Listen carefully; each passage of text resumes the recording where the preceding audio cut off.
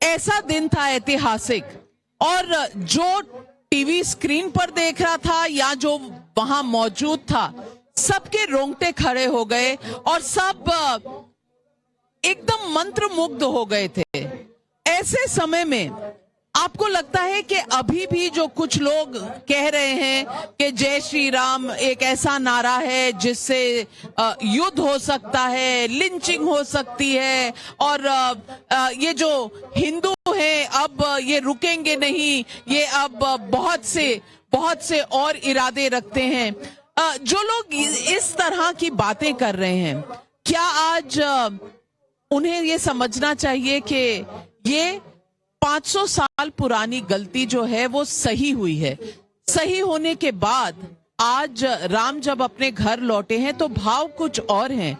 यहाँ लड़ने कोई नहीं आया, यहाँ ऊर्जा लेने लोग आए हैं, और इस ऊर्जा को क्या आप भी महसूस कर रहे हैं?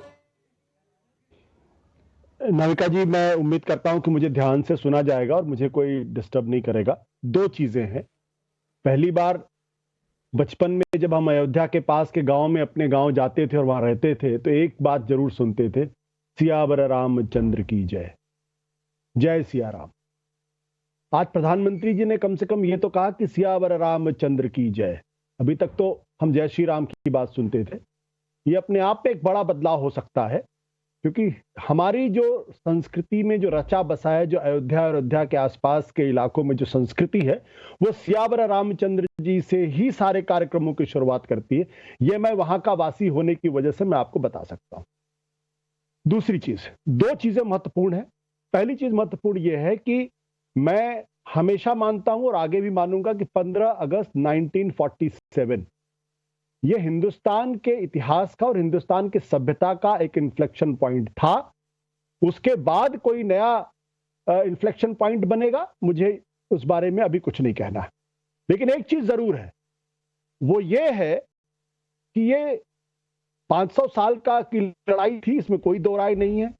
मुकदमे भी हुए, तमाम चीजें हुई, लेकिन हिंदुस्तान ने एक रास्ता जरूर दिखाया है कि हम अपने झगड़ों को शांतिपूर्ण तरीके से निपटा सकते हैं, अदालत के दिए हुए फैसले को स्वीकार कर सकते हैं। दुनिया के दूसरे बहुत सारे मुल्कों में छोटी छोटी चीजों पे खून खराबे होते हैं। ये जो कॉन्फ्लिक्ट रेजोल्यूशन मैकेनिज्म जो हिंदुस्तान ने दिया है, ये दुनिया के लिए बड़ा मॉडल हो सकता है, और मैं इसमें यकीन करता हूं। जब भी अदालत फैसला देती है तो बहुत बार ऐसा होता है कि हमको अदालत के फैसले पसंद नहीं आते, लेकिन चूंकि अदालत का फैसला, इसलिए हम सारे लोग उसको सिर झुका के नवा लेते हैं और उसको एक्सेप्ट कर लेते हैं। और ये आज की तारीख में भारत के कॉन्स्टिट्यूशनलिज्म की सबसे बड़ी जीत के तौर पर मैं इसको देखता हूं, भले ही दूसरा तबका अपने आप को नाराज महसूस करता रहे। आशुतोष जी कह रहे हैं कि उनका फेथ रिस्टोर हुआ है कि हम अपने जितने प्रॉब्लम्स हैं उनको सुलटा सकते हैं अदालतों की तहत, लेकिन अदालतों ने इतने दिन रोका तो उन्हें अदालत पर विश्वास नहीं था। क्यों हर्षवर्धन त्रिपाठी जी? इस देश के लोगों को जरा अच्छे से आशुतोष जी की बात सुननी चाहिए, अच्छे से संजय झा जी की बात सुननी चाहिए, अच्छे से मनोज यादव जी की बात सुननी चाहिए। यानी राम मंदिर बन गया तो उसका श्रेय नरेंद्र मोदी, भारतीय जनता पार्टी, राष्ट्रीय स्वयंसेवक संघ, या जिन लोगों ने उनकी लड़ाई लड़ी या जिन कार सेवकों ने अपना बलिदान दिया, उनको भर नहीं मिलना चाहिए। वो सर्वोच्च न्यायालय भर से मिला है। यानी हिंदुओं को हर बार अपने हक के लिए, अपने हित के लिए लड़ना पड़ेगा। आज ही नरेंद्र मोदी कह के गए, लड़ना नहीं है, आग नहीं ऊर्जा है। जिस मर्यादा पुरुषोत्तम के हम वंशज हैं, जिनकी परंपरा में, यानी आज भी आप उनको स्वीकारने को तैयार नहीं, और उसके बाद आप कहेंगे ना श्रेय थोड़ा सा हमें भी दे दो। ये होगा क्या? आनंद रंगनाथन जी, आज का दिन बहुत शुभ है। मैं अपने बड़े भाई आशुतोष जी को जकड़ के ऐसे हिलाना नहीं चाहता, उनकी गलतियां पकड़ना नहीं चाहता, लेकिन आप कॉन्ट्रडिक्शन देखिए उनकी बात में।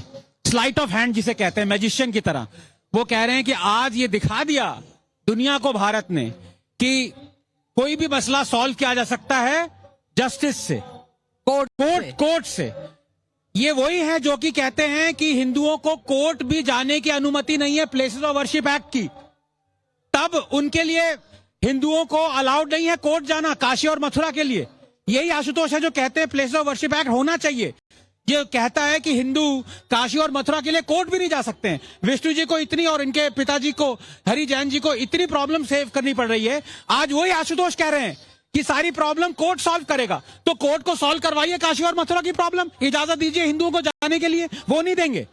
लेकिन लॉ बदलना पड़ेगा, तब ये कहेंगे कि लॉ बदल दीजिए, आपकी सरकार है। ये जो आर्ग्यूमेंट है ये चलता